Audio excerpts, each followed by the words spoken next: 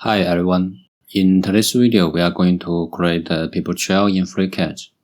The key to making the slats is sweeping, which means we first need to create the paths for all the sweep bodies. This is the trickiest part of the model. We will be using 4 different workbenches to complete this model. First, we will create 3 supply curves. We can draw the curves following this profile from this side view of the chair, and I will put this picture in the link in the description. After creating the curves, then loft them into a surface. After that, we will slice the surface to generate the sweep paths. Then let's jump in and get started. Create a new file and a new body. We will start by import the picture of the chair, then select this side view picture. Next, you can double click on the picture and make this one on the YZ plane. Now let's go to the right view. Next, we can modify the scale of the picture and move this position. And this picture is just the profile of the chair. So I can set the height to the total height of the chair, 788. Then we can move it in the Y direction, half of the height. And for the X direction, we can move it to the right, set this one to 350. Then click OK. Next, we are going to create 2 data planes on left and right. Find the data plane and select the YZ plane as a reference. Then let's make it move in the X direction. The width of the chair is 682, then divide by 2 for half of it. But the direction is wrong. Actually, the local system is different from the global coordinate.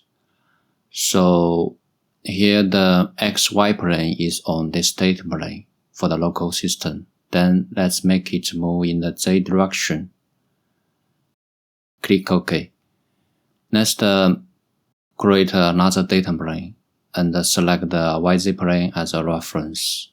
Then make this one move in the minus 342. Click OK.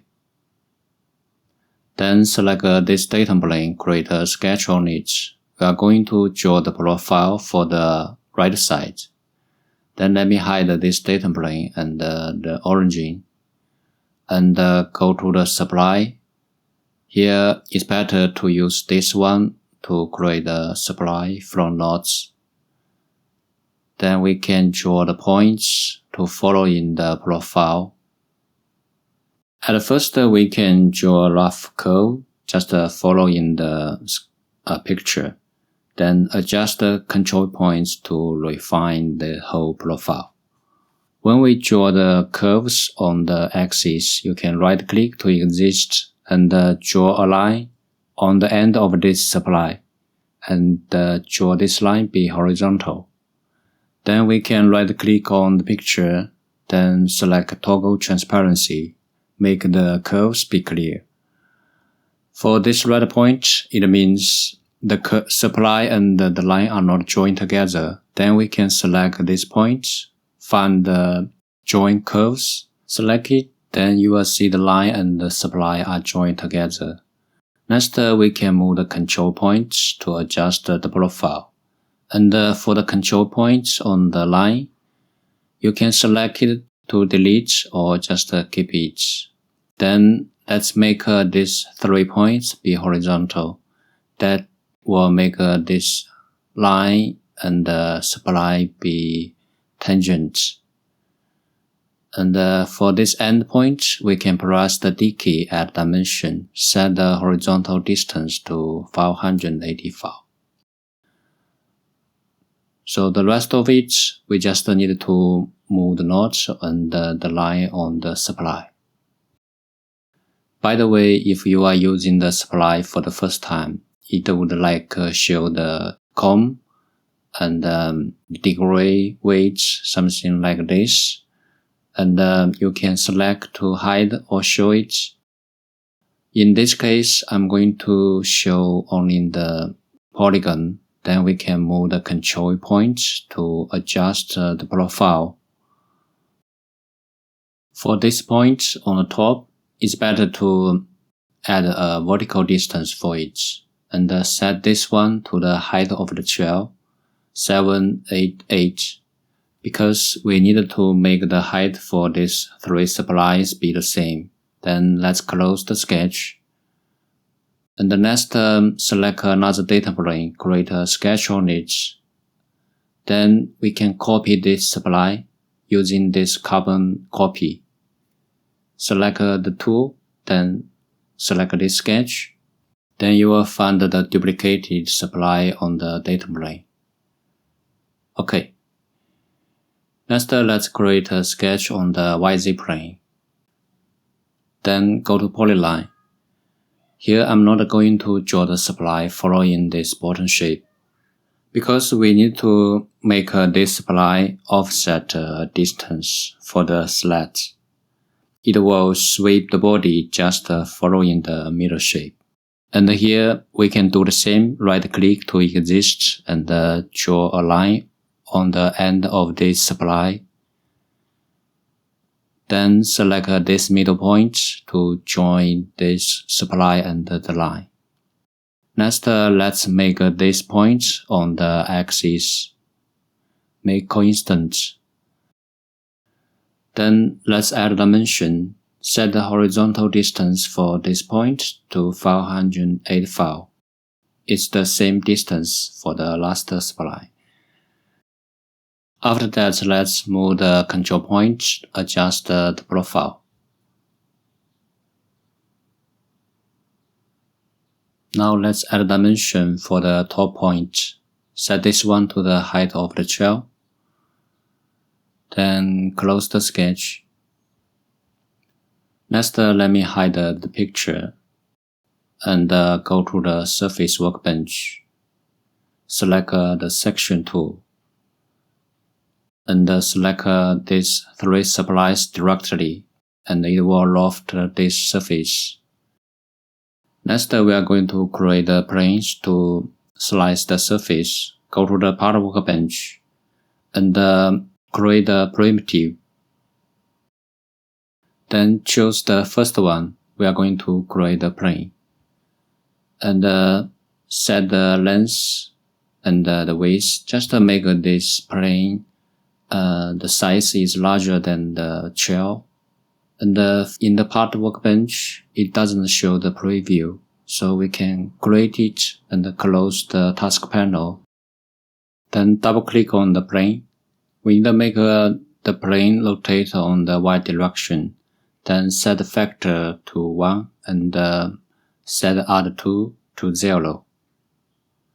And make the angle rotate 90 degrees. Next, we need to modify the position of the plane. For the direction, we can follow in the global system and make it move 800 in the Z direction. You can use the mid roller to adjust the position a little bit. Then for the position in the X direction, let me show you the isometric view, and I'm going to make this plane on the left or the right side. So make this one move 342, half of the width. Next, we are going to pattern the plane and go to the draft workbench. Before selecting the array tool, select the plane at first, then select array. Make it pattern in the X direction. And for the internals, it equals to the thickness of the slat. I will set this one to 80. Then for the quantity, the width of the chair is 684. Then divide by 18. It equals 38. Then we can set the number of the elements to 38. And for the internals, we need to input a minus before the value to make it pattern in the minus direction. Then goes to this checkbox. For the views, we don't need to fuse these divided planes, so uncheck it. And here, if you check the link array, it will create the result object be the link array, or it will have the regular way. So I'm going to use this one. And I tried that two methods. Both are worked well for sliced surface. Next, we are going to the part workbench, and we can use the slice tool to slice this surface. First, you need to select the surface, then the array planes, and select this tool, slice to compound. Then you will see the surface are separated by the array planes. In this way, we get a path, so we need to create the rectangles on the end point of the path. Next, let's create a data plane for this profile, and select a data plane. Make the XZ plane as a reference. If you select it alone, then click on Select and select it again. And make it move 485. Then add a minus before the value to reverse the direction. In this way, it will make this data plane on the end bottom point. Then select this data plane, create a sketch on it, and draw a rectangle on the x-axis. Next, add a dimension. Set the length of this edge to 80.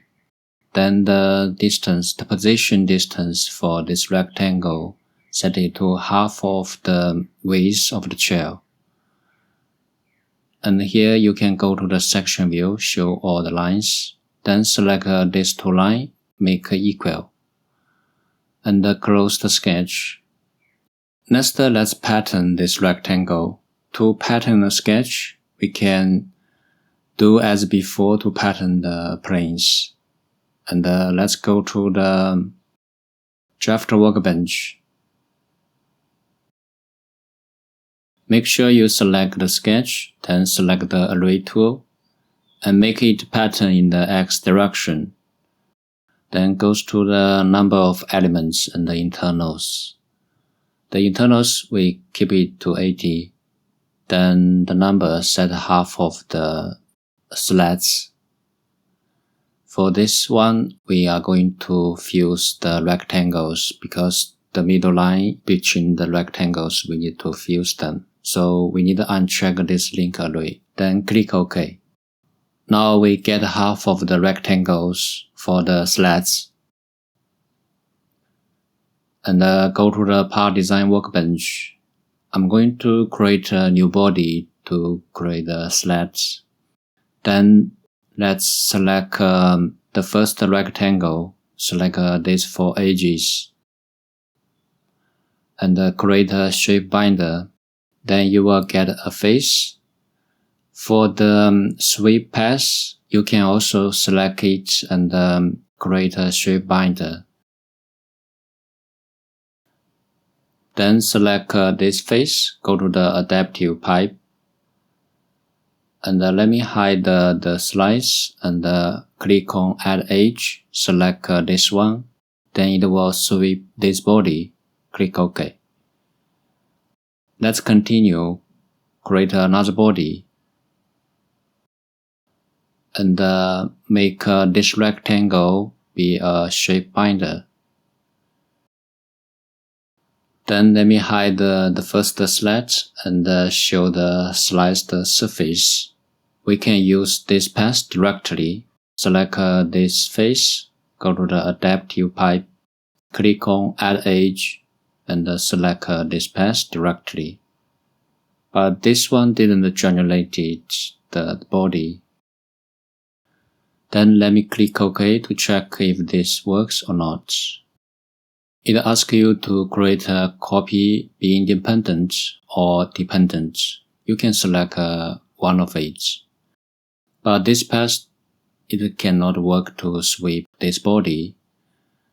I'm going to try the path on other side, then remove this one and select it. Then it works. But I really don't understand why this one happened and the first one doesn't. If I will find out, I will tell you in the comments. Then we have the second slat. Let's continue create the third body and select the rectangle, create a shape binder. Then hide the second slat, select this face, go to the adaptive pipe and add edge, click OK. And I will keep using make an independent copy as recommended. In this way, we can create the rest of the slats. Okay, then let's create a group. Then hold the Shift key, select all the slats, drag it to the group. We are going to mirror this slat to other sides and go to the Part Workbench and find this mirror tool and change the mirror plane to YZ plane. Click OK. Then you will get all the slats for this chair. And we can also drag this mirrored body to the group. If you want to change the material or the appearance, you can select all the body and go to the appearance and select the material as you prefer. Okay, that's all for this video. If you found this helpful, please subscribe, like and comment. I will see you in the next one.